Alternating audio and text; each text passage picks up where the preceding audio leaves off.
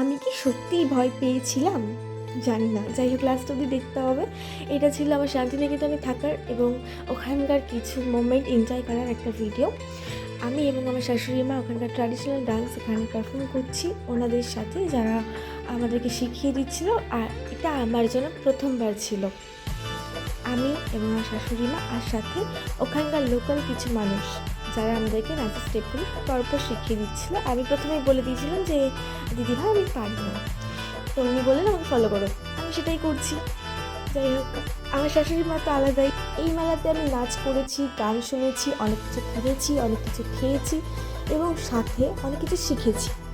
এখান থেকে বাড়ির জন্য একটা নেল পেইন্টও নিয়েছি।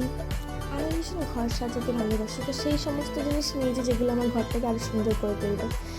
সেই ফেমাস গানগুলো শুনলাম।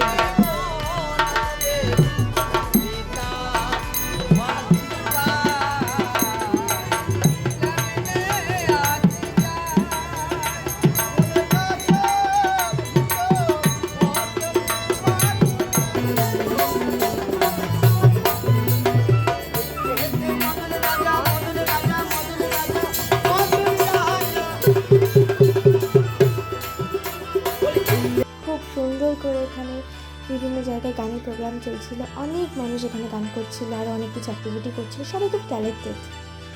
যাই হোক, এই সেই মোমেন্ট। আমি ভয় পেয়েছিলাম।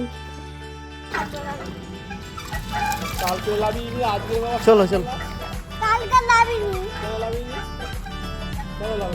আপনি আজকের দিনটা একটু